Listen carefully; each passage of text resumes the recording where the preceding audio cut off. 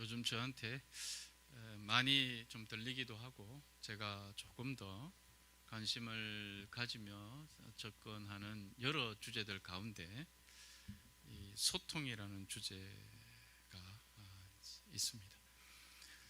기존에 저는 소통한다라고 말하면 제가 가지고 있었던 소통에 대한 떠오르는 이미지는 말을 하는 사람 또는 말을 잘하는, 다른 사람과의 대화를 잘하는 사람, 이런 이미지가 소통한다라고 얘기했었을 때 제게 가장 먼저 떠오르는 이미지였던 것 같습니다. 그래서 다른 사람과 말을 재미있고 또 유익한 말들을 잘 함으로써 사람들이 말을 경청하도록, 집중하도록 하는 사람이 소통을 잘하는 사람일 거라 이렇게 생각했더랬습니다. 그런데 이제 다양한 소통과 관련한 전문가들의 공통적인 그러한 주제들, 공통적으로 얘기하는 그런 얘기들을 좀 이렇게 정리하고 또 듣다 보니 소통을 잘한다는 것은 어떻게 말하느냐, 또 재미있게 하느냐, 그래서 사람들에게 집중하게 하느냐, 여기에 달려있다라기보다는 어떻게 듣느냐, 즉 경청이 중요하다, 이런 부분들을 공통적으로 지적하고 있음을 보았습니다. 다른 사람과 대화를 할 때 내가 얼마나 잘 경청하는 사람인지, 얼마나 잘 들어주는 사람인지가 소통을 잘하는 사람이 가진 필수적인 조건이라는 것입니다. 이러한 경청의 중요성과 관련하여 심지어 어떤 교수는 극단적으로 이렇게 말하는 경우도 있었습니다. 만났을 때 자기 얘기만 하는 사람하고는 손절해라. 저도 이제 이런 이야기들을 이제 들으면서 곰곰하게 생각해 보았지요. 이게 다른 사람의 얘기가 아니라 내 얘기가 될 수도 있겠구나. 내가 다른 사람들을 이제 대할 때에 주로 제가 이제 가르치는 일, 또 이렇게 설교하는 일, 이런 데 익숙하다 보니 누구랑 대화할 때도 나 혼자만 계속 얘기하고 있는 이런 생활에 익숙해 있지는 않는가, 내 관심사에 계속 집중되어서 얘기하고 있지는 않는가, 이렇게 한번 돌아보게 되었습니다. 그런데 이런 소통에 대한 고민, 또 소통에 대한 관심과 문제는 내 주변 사람과의 관계에 국한되어지는 것은 아닌 것 같습니다. 왜냐하면 저와 여러분의 소통이란 주변 사람들과의 관계에 한정되어 있지 않는 신앙인들이기 때문이라는 거죠. 곧 신앙인이란 믿고 고백하며 신앙하는 하나님과의 소통을 생각할 수밖에 없기 때문에 그렇죠. 그래서 나는 하나님과 잘 소통하고 있나, 잘 관계를 맺고 있나, 이런 고민을 하게 되는 것 같습니다. 그래서 소통이라는 주제를 통해서 주변 사람과의 관계, 경청, 이런 이제 부분들을 조금 더 살피면서 저와 여러분들은 그런 주변과의 관계에서의 소통에 머무르지 않고 내가 고백하는, 내가 섬기는 하나님과의 관계에서의 소통은 어떤가라는 부분을 돌아보게 되지 않을까, 이렇게 생각한다는 것입니다. 자, 그렇다면 하나님과 소통과 또 하나님과의 관계에 있어서 우리에게 요구되어지는 필수적인 조건 또는 태도도 역시 경청과 관련되지 않을까, 이렇게 생각합니다. 우리가 말씀을 이제 읽을 때에 말씀을 올바르게 해석한다, 이것도 잘 듣기 위한 것이죠. 잘 말하기 위해서 올바르게 성경을 이해하고 해석하는 것이 아니라 잘 듣기 위해서 성경을 해석하는 것이다. 성경을 배우는 것이다 라는 사실을 다시 한 번 더 기억해 볼 필요가 있습니다. 저와 여러분은 잘 경청하고 있는 삶의 태도를 가지고 살아가면서 이것이 역시 하나님을 향한 경청에서부터 주변과의 관계에서도 잘 경청하는 그런 사람의 모습, 그런 태도들을 발견할 수 있었으면 좋겠다라는 사실입니다. 혹 일방적으로 내가 원하는 것만, 바라는 것만 하나님을 향해 있다면 이 예배도 어쩌면 하나님을 향하여 있다라는 측면에 있어서는 우리가 하나님을 예배한다라는 것은 내가 말하고 싶은 것, 내가 바라는 것, 여기에 초점이 있기보다는 하나님이 원하시는 것, 하나님이 바라시는 것에 먼저 초점을 두어야 내가 바라고 원하는 것이 올바르게 하나님 앞에 서게 될 것이다. 그러므로 믿는 저와 여러분들의 경청의 올바른 태도들이 세워지지 않을까 이렇게 생각합니다. 자, 그래서 오늘 이 예배에서도 동일하게 기록된 말씀으로 또 설교로 또 예배의 전 과정을 통해서 저와 여러분에게 깊은 깨달음과 울림으로 말씀하고 계시는 하나님을 예배하고 만나게 되는 귀한 은혜가 있게 되시기를 바라고, 그런 태도와 자세로 오늘 말씀을 함께 듣게 되고 또 깨닫게 되어지는 은혜가 있게 되시기를 바랍니다. 오늘 우리가 함께 읽은 느헤미야 말씀은 우리가 잘 아는 것처럼 이 느헤미야는 에스라, 느헤미야 이렇게 연결되어 있는 말씀이고, 에스라, 느헤미야, 에스더 이렇게 연결이 되어져 있는, 읽다 보면 그렇게 연결이 되어져 있죠. 그런데 특별히 이제 이 오늘 읽었던 느헤미야 같은 경우는 에스라기 말씀, 느헤미야기 말씀, 그 다음에 에스더, 그리고 학개와 스가랴 이렇게 연결이 되어 있다라는 사실을 먼저 기억하면 우리가 다음에 이 말씀을 읽을 때도 좀 더 말씀을 이해하는 데 훨씬 도움이 될 거라 생각합니다. 조금 정리해 보면 에스라, 그 다음에 느헤미야기, 에스라기, 느헤미야기, 에스더, 학개, 스가랴는 연결되어 있다. 그런데 좀 구분되어지는 것은 에스라기, 그 다음에 느헤미야기, 학개와 스가랴는 포로 생활에서 돌아왔다, 다시 가나안 땅으로 돌아왔었을 때에 관계되어지는 말씀이라면, 에스더 말씀은 포로 생활에서의 일어난 일들, 이렇게 구분해서 말씀을 이해하고 읽는다면 훨씬 더 말씀을 이해하는 데 도움이 될 것이다 이렇게 생각합니다. 그리고 에스라기, 그 다음에 학개와 스가랴는 이스라엘 백성들이 포로에서 다시 가나안 땅으로 돌아와서 하나님의 성전을 재건하는 일과 신앙을 회복하는 것과 관련되어져 있습니다. 그러니까 에스라기, 학개, 스가랴 말씀은 그렇게 되어 있고, 느헤미야기 말씀은 성벽을 재건하는 것과 관련되어져서 우리들에게 말씀하고 계시다, 이렇게 말씀을 정리해서 이해하면 되겠습니다. 자, 이스라엘 백성들이 포로로 잡혀갔던 당시에 예루살렘 상황에 대해서 이런 에스라기서 또 역대기 말미에서도 그렇고 또 예레미야서도 그렇고 성경 여러 곳에서 공통적으로 이스라엘이 멸망당할 상황에 대해서 공통적으로 이제 증거하고 있는 상황에 대한 묘사는 우선 성전이 완전히 불탔다, 그리고 성벽이 허물어졌다.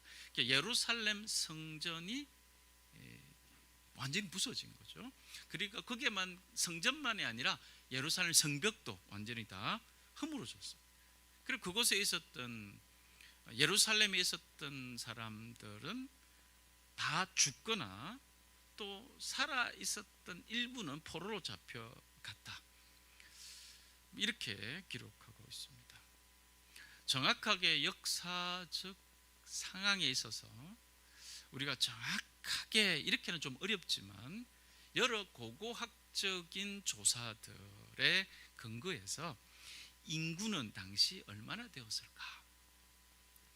예루살렘에 멸망할 당시에 예루살렘에 거주하고 있었던 인구는 4만 명이 채 안 됐을 것이다라는 고고학자들의 증거가 좀 우세한 것 같습니다. 정확하진 않지만 그 정도 숫자입니다. 그리고 이제 다시 가나안 땅으로 돌아왔었을 때, 포로에서 다시 돌아왔었을 때에, 그래서 가나안 땅에 흩어져 이스라엘 백성들이 흩어져서 각 고향으로 돌아갔긴 했지만 예루살렘이라는 이 지역에 거주하고 있었던 인구는 대략 약 한 5천 명 정도일 것이다, 이렇게 학자들은 얘기하고 있습니다. 자, 만약에 이 본문이 기록되고 있었던 상황에 그 예루살렘이라는 곳에 거주하고 있는 사람들의 수가 대략 한 10,000명이 안 되는, 채 안 되는 한 5천여 명에서 10,000명 사이, 뭐 이렇게 얘기하는 그런 학자들의 주장을 우리가 만약에 받아들이게 되어진다면 이런 일들을 우리가 생각해 볼 수 있습니다.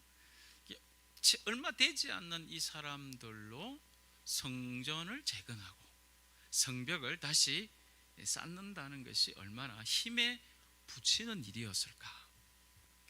또한 주변에서 많은 기존에 있었던 그런 사람들이 좀 적극적으로 좀 도와주고, 뭐 그렇게 해도 성전과 성벽을 다시 쌓는다는 것은 정말 어렵고 힘든 일이었을 텐데, 성경을 읽어보면 이미 있었던 주변 사람들은 이스라엘 사람들을 도와주기는커녕 성전과 성벽 쌓는 일을 적극적으로 도와주기는커녕 갖은 협박과 방해로 이 일들이 이루어지지 못하도록 하는 그런 상황이 성경에 기록되었다는 것을 볼 수 있습니다. 다시 말해서 자신들을 지키기에도 버거운 이스라엘 백성들이 성전과 성벽을 세우는 이 일련의 사건들이 연결되어 있는 오늘의 말씀을 통해 하나님은 저와 여러분들에게 어떤 말씀을 주시고자 하시는가, 그래서 그 말씀을 함께 깨닫고 또 한 주간에 살아가는 삶에 있어서 이 말씀들을 기억하며 함께 실천해 보는 귀한 은혜가 있게 되시기를 바랍니다. 자, 먼저 저는 이스라엘 백성들의 성전과 성벽의 재건에는 오늘 우리의 신앙에 결코 변하지 않아야 하는 것이 무엇인지를 보여주고 있다, 이렇게 먼저 말씀을 드릴 수 있습니다. 그리고 여러분 먼저 기억할 것이 뭡니까? 그러니까 이스라엘 백성들은 성전과 성벽이 원래 있었던 그 자리에 다시 성전과 성벽을 세우고 있었다는 사실을 기억할 필요가 있습니다. 이것은 저와 여러분들에게 하나님께서 약속하신 말씀은 반드시 그대로 이루어지고 성취됨을 공개적으로 선언하고 선포되어지는 사건이라, 이렇게 받아들일 수 있겠습니다.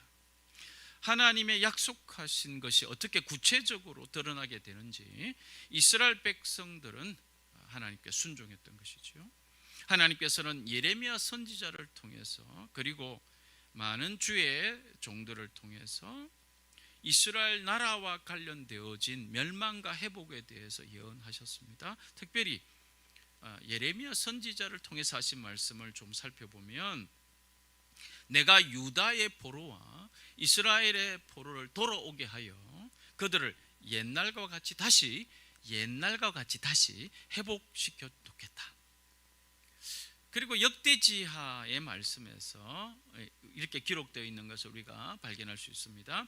주님께서는 예레미야를 시켜서 하신 말씀을 이루시려고 페르시아의 고레스 왕의 마음을 움직이셨다. 고레스는 온 나라에 명령을 내리고 그것을 다음과 같은 조서를 써서 돌렸다. 페르시아의 고레스 왕은 다음과 같이 선포한다.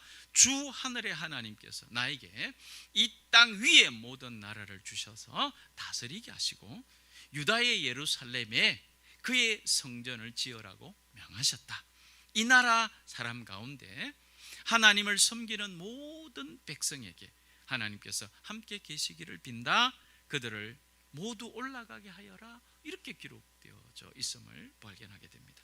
페르시아의 고레스 왕을 통해서 포로 생활을 거치고 다시 돌아오게 하신 하나님께서 이제 이스라엘 백성들을 통하여 약속하신 대로 옛날과 같이 다시 회복시키기 위한 성전과 성벽의 재건이 이루어지고 있다라는 것을 볼 수 있다는 거죠. 그런데 문제는 이 하나님의 계획하심, 하나님께서 약속하신 이 말씀이 이루어지는 과정이 순탄하지 않고 있다라는 것은 우리를 무척 당혹하게 하는 것은 사실입니다. 다시 말해서 하나님께서 고레스 왕의 마음을 움직이셔서 이스라엘 백성을 포로 생활에서 돌아오게 하셨음에도 불구하고 이스라엘 백성들이 예루살렘 성전과 성벽을 다시 재건할 때 그들은 여러 위험한 실질적인 어려움들을 겪었다 또는 겪고 있다라는 사실입니다. 하나님께서 약속하신 것이 이루어질 때 어려움과 위협은 여전히 남아 있었다라는 것을 우리가 목도하게 된다는 것이죠. 에스라기 4장의 말씀을 보면 유다와 베냐민의 대적들은 이스라엘 백성들이 성전을 다시 재건하겠다고 했었을 때 갖은 협박과 방해를 한다라는 것을 기록하고 있습니다. 힘든 포로 생활을 마치고 돌아와 하나님의 약속의 말씀을 믿고 순종하려 할 때 주변의 이런 협박과 방해는 그들을 충분히 낙심시킬 만하지 않았을까 생각합니다.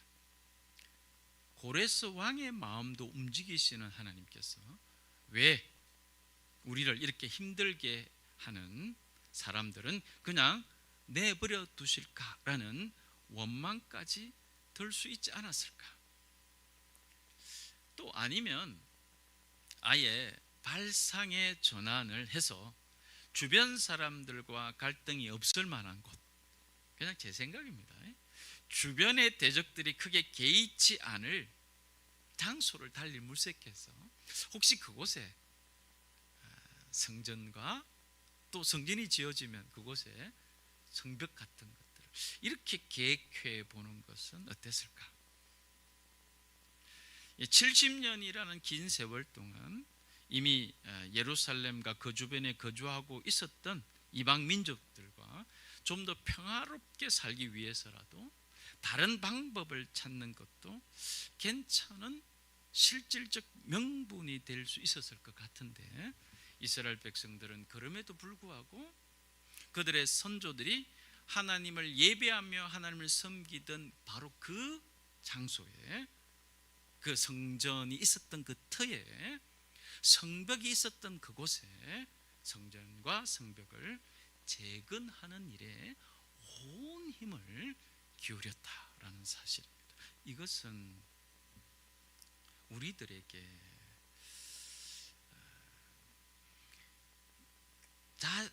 그대로의 재건을 우리들에게 무엇을 보여주시기 위함과 관련하여 살펴볼 그 무언가가 있다는 것입니다. 이것은 하나님을 향한 이스라엘의 신앙 회복과 관련되어 있는 사건이다. 이렇게 확신할 수 있습니다. 그러니까 성전이 있었던 바로 그 터, 성벽이 있었던 그 바로 그 터에 온 힘을 기울여서 가든 방해와 위협들에도 불구하고 그 일을 하려고 하였던 것은 이스라엘의 신앙 회복과 관련 있기 때문에 그렇다는 거죠. 하나님은 그의 백성들을 통해 하신 약속을 반드시 이루시는 하나님이심을 그들은 이 사건을 통해서 선포하고 있는 것이다. 이렇게 확신하는 거죠. 하나님께서는 이 모든 상황을 아무 근심과 어려움 없이 순탄하게 이루어 가시지 않으시는 것에 대해서는 잘 이해가 안 되지만, 어떤 상황에서도 하나님이 약속하신 말씀을 믿고 순종하는 이들의 헌신과 수고의 발걸음을 통해 하나님의 뜻하심을 기꺼이 이루어 가신 것을 기뻐하신다는 것은 우리로 알게 하시는 거죠. 자, 그래서 우리는 알게 되는 겁니다. 이렇게 세워진 성전과 성벽은 우리의 구원자로 오실 예수 그리스도에 대한 약속의 말씀으로 이어지게 되었다. 그리고 그 약속의 말씀대로 예수 그리스도께서 오셨다라는 사실이죠. 두 번째로 이 성전과 성벽의 재건에서 두 번째로 우리가 기억해야 될 것은 당시 상황에서 변해야만 하는 디테일이 있었다라는 사실입니다. 우리가 지금까지 이스라엘 백성들이 성전과 성벽 재건에 하나님을 향한 신뢰를 바탕으로 그 약속의 말씀이 이루어지고 또 선포되었음을 공개적으로 드러내고, 그래서 순종하고 있다라는 것에 대해서 변하지 않는 하나님을 향한 신앙과 관련하여 말씀을 드렸습니다. 자, 그러나 이스라엘 백성들이 여러분 망한 이유는 한마디로 표현하기는 어렵지만 아마 그들의 하나님을 버렸기 때문이다라고 말할 수 있습니다. 예루살렘 성전과 성벽이 무너지고 그들이 포로로 잡혀가는 비극적 상황에서 하나님을 향한 신뢰와 믿음이 다시 회복됨을 우리는 그들의 성전과 성벽 재건, 그 자리에서의 성전, 원래의 자리에서의 재건을 통해서 알 수 있다라는 말씀을 다시 한 번 더 드렸던 거죠. 자, 그러나 더불어 우리가 놓치면 안 되는 것이 있습니다. 자, 이 과정에서 나타나고 있는 이 이스라엘 백성들의 디테일이다. 다른 말로 하면 이들은 성전과 성벽을 재건하기 위해 당시의 상황 속에서 치밀한 계획을 세우고 그 계획대로 실천하기 위해서 최선을 다했다는 것입니다. 상식 같은 당연한 이야기로 들릴 수 있겠지만 여기서 우리가 저지르기 쉬운 실수가 있을 수 있다는 것. 성전과 성벽을 재건하는 일은 그들의 선조들의 하나님을 향한 신앙과 동일하여야 하지만, 그러나 그 일을 이루기 위해서는 성전을 세우고 성벽을 쌓는 당시의 상황 속에서 실제적인 계획과 기술이 반드시 동반되어야 했다는, 그러나 너무도 평범하지만 그러나 우리가 놓치기 쉬운 것에 대하여 살펴야 한다는 것입니다. 이런 간용구가 사람들에게 사용되고 있다는 것에 대해서 아마 들어보셨는 분도 계실 건데요. 세밀한 부분에 주의하라 라는 긍정적인 간용구가 주어를 신에서 악마로 바꿔가며 요즘 파생시킨 간용구가 악마는 디테일에 있다, 이런 간용구를 들어보셨을 겁니다. 전체적인 틀에서 원칙적인 틀은 합의하였을지라도 세부적인 것, 세밀한 부분에서는 이견이나 이로 인한 충돌이 발생할 수 있다는, 바로 이 관용구는 우리가 놓치기 쉬운 사소한 것 때문에 실수가 생길 수 있으니 어떤 일이든 세밀한 부분이 중요하다, 이런 부분을 강조할 때 오늘날 관용구처럼 쓰고 있습니다. 그래서 오늘의 이런 산업 구조, 도시 구조, 또 자본주의 구조 안에서 이렇게 이제 세밀한 부분에 대한 그런 접근을 강조할 때 악마는 디테일에 있다 이렇게 썼지만, 그러나 이 말의 의원은 조금 사람마다 다르게 얘기하기도 하지만 실제적으로는 독일의 건축가가 루트비히 미스 반데어라고 하는 이 건축가가 건축을 할 때 세부적인 부분들이 중요하다는 것을 강조하기 위한 신은 디테일에 있다, 이런 말에서부터 오늘날 현대 사회에 이제 간용구로 악마는 디테일에 있다, 이렇게 쓰고 있다, 이렇게 알려져 있습니다.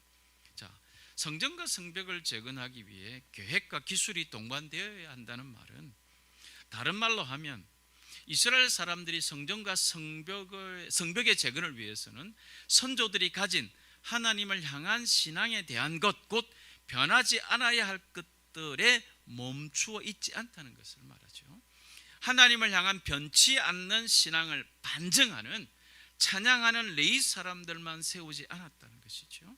이스라엘 백성들이 성전과 성벽을 재건할 때 하나님의 말씀하시는 바를 따라 그들의 선조들의 하나님을 향한 신앙으로 하였지만, 더 나아가 성전 짓는 일을 감독하는 것과 필요한 경비를 조달하는 일, 심지어는 그들을 대적하는 자들과 전투하기 위해 무장하는 그 시대 속에 그들이 감당해야 할 것들을 적극적으로 감당하였다는 사실을 주목해야 합니다.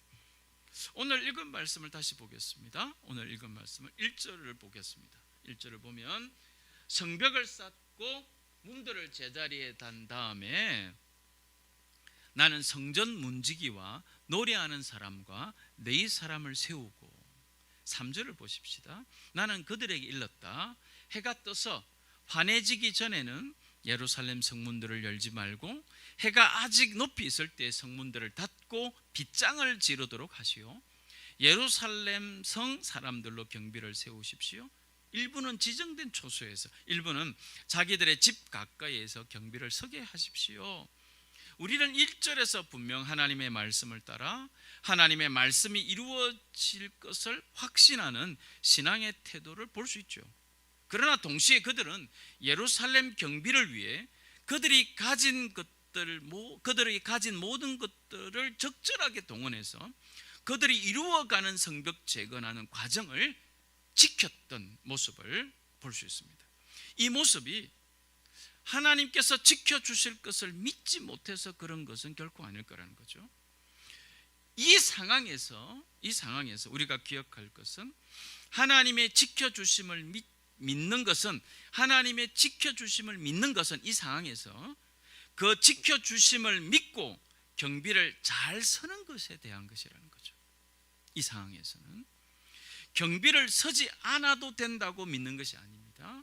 스스로 감당할 수 있는 것은 기꺼이 감당하는 것이 결코 하나님의 보호를 믿는 것과 반대되는 것이 아니다라는 것을 이 상황에서는 우리들에게 메시지를 주고 있다는 것입니다. 여러분, 그들은 솔로몬 시대에서 성전과 성벽을 짓고 있는 것이 아니었습니다. 포로로 잡혀 있다가 다시 예루살렘으로 돌아온 그 시대 속에서 성전과 성벽을 재건하고 있다는 사실을 기억해야 합니다. 사랑하는 교우 여러분, 지금 이스라엘의 예루살렘에 있는 성전과 성벽은 더 이상 우리에게 예배의 장소요 신앙의 장소로 동일하게 받아들여지고 있지는 않습니다.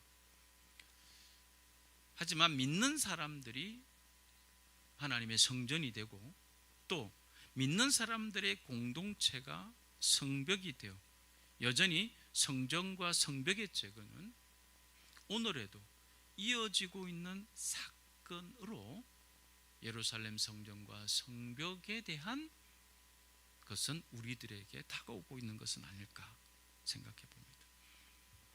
사망과 어둠에 포로로 잡혀있던 이들이 주님께로 돌아오는 사건은 어쩌면 무너져 있던 하나님의 성전이 그들의 삶에서 다시 재건되는 것과 연결되어 있고, 그리고 믿음의 공동체의 교제를 통해 무너져 있던 성벽의 재건을 여전히 경험하도록 하고 계시는 것은 아닐까라는 것이죠.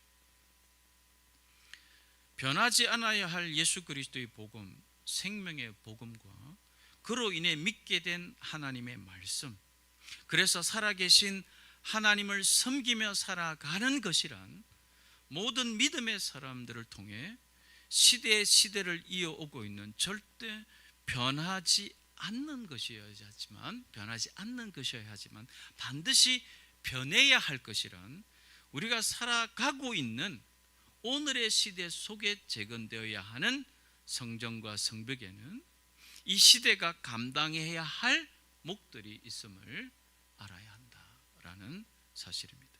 자, 그래서 우리에게 신앙이란 기도만 하는 것, 예배만 잘 드리는 것, 봉사를 잘하는 것, 헌금 생활을 잘하는 것, 그리고 나머지는 하나님께서 알아서 해주시는 저절로 되어지는 것, 이렇게 생각할 수 없다라는 것이죠.